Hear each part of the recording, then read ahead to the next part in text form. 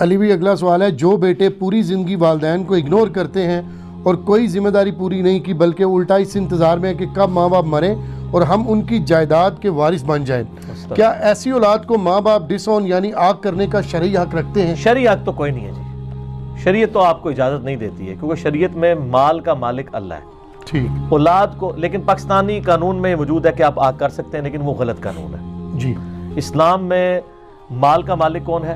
اللہ، اور وہ الٹیمیٹلی وارث کے پاس چلی جانی ہے۔ البتہ صحیح بخاری میں حدیث ہے، اللہ نے وارث کا حق قرآن میں بیان کر دیا سورہ نساء کے اندر، کوئی شخص اپنے وارث کے لیے وصیت نہ کرے لیکن ادر دین وارث کر سکتے ہیں، اور وہ بھی 1/3 مال، بخاری مسلم میں آتا ہے 1/3 مال آپ کسی اور کو وصیت کر دیں، 2/3 تو الٹیمیٹلی آپ کی وارثوں میں تقسیم ہونا ہے۔ ایسی اولاد یہاں تک کیوں پہنچی ہے؟ سر اس میں ماں باپ کا قصور ہے۔ ماں باپ کی بھی جب اولاد بڑی ہوتی ہے اور ماں باپ بوڑھے ہوتے ہیں تو ان کو پھر ماں باپ کے حقوق یاد آنا شروع ہوتے ہیں۔ پہلے تو ان سے ہم یہ پوچھیں گے انہوں نے اپنے ماں باپ کے ساتھ کیا کیا تھا، تو آپ کو جب وہ آپ ریورس کریں گے تو بالکل فوٹو کاپی چل رہی ہوگی۔ صحیح۔ دوسرا، کیا انہوں نے اپنی اولاد کی اچھی تربیت کی تھی؟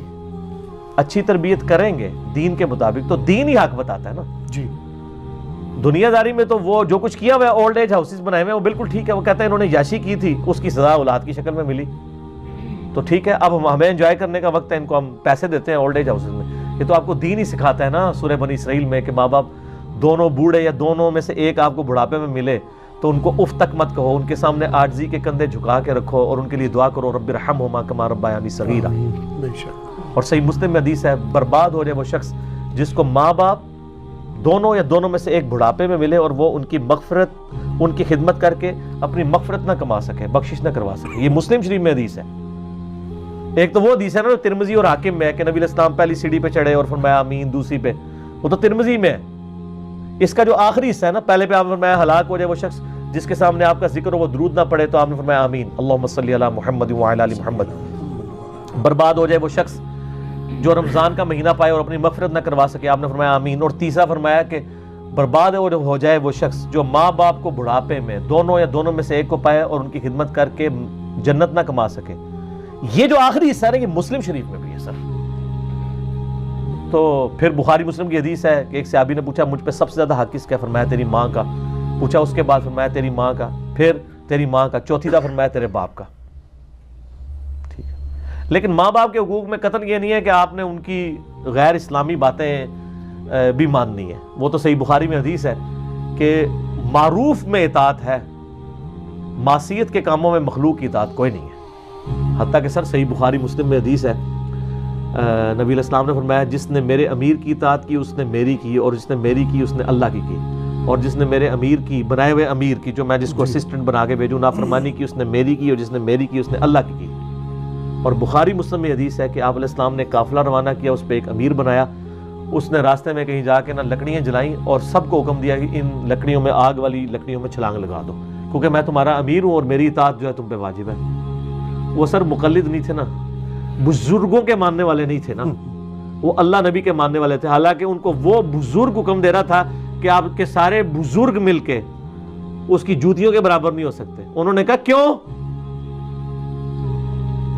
خودکشی تو نہیں کریں گے، اللہ رسول کی نافرمانی ہے۔ ان کا میں تیرا امیر ہوں، انہوں نے کہا بے شک امیر ہوگا، امیر کا حکم اللہ رسول کے انڈر۔ آپ کے پیروں کے کہنے پہ بچے ذبح ہو رہے ہیں سر، ٹھیک ہے۔ تو واپسی پہ مقدمہ نبی علیہ السلام کے سامنے پیش ہوا، آپ نے فرمایا اگر تم اس آگ میں چھلانگ لگاتے تو دوزخ کی آگ میں ہی جا کے نکلتے۔ ہائے ہائے ہائے ہائے، تقلید کا بھی جنازہ نکل گیا۔ وہ آگ تے جلی سی نا، تقلید نو بھی آگ لگ گئی اس حدیث نال کہ آپ اندھے بن کے کسی شخص کے پیچھے نہیں چل سکتے، سوائے ایک ایسا شخص جس کے پیچھے آپ آنکھیں بند کر کے بھی چل سکتے ہیں۔ اس کے پیچھے بھی کہا گیا سورہ یوسف میں کہ اے نبی فرما دو کہ میں اور میرے اصحاب پوری بصیرت کے ساتھ اس دین پہ ہیں، اور وہ شخص ہے محمد رسول اللہ، ما ضل صاحبکم وما غوا، تمہارے نبی نہ کبھی بہکے ہیں اور نہ کبھی بہرا چلے۔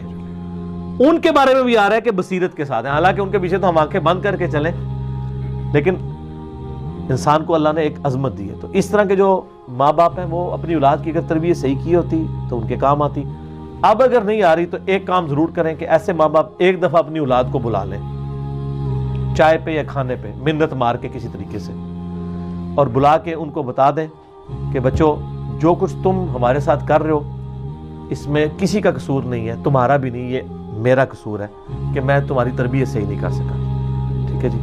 تو اور میں تم سے بھی معافی مانگتا ہوں کہ تمہاری تربیت صحیح نہیں کی اور تم میری نافرمانی کر کے دوزخ کما رہے ہو، اس کا سبب بھی میں منوں، مجھے معاف کر دو، میں اللہ سے بھی معافی مانگتا ہوں۔ میرا خیال ہے آپ اتنی بات کر ہی دینا، اخلاقی طور پہ کسی کے دل میں ذرا سی رمق ہو تو وہ کافی ہوگی۔ باقی ان سے امید نہ رکھیں، اللہ سے امید رکھیں۔ آج کل تو اولڈ ایج ہاؤسز بھی بنے ہوئے ہیں، عیدی والے بھی ہیں، اپنا تہائی مال ان کو دیں اگر اتنا آپ کے پاس مال ہے اور آپ کی وہ خدمت، اگر خدمت کا ایشو ہے، اگر وہ نہیں ہے تو آپ صبر کریں، آپ کو بھی مال اللہ نے دیا تھا، وہ مال اللہ ہی کا ہے، وہ اللہ کے پاس جانے والا ہے، تو ٹینشن لینے کی ضرورت نہیں ہے، ٹھیک ہوگا، جزاک آگ نہیں کر سکتے۔ جزاک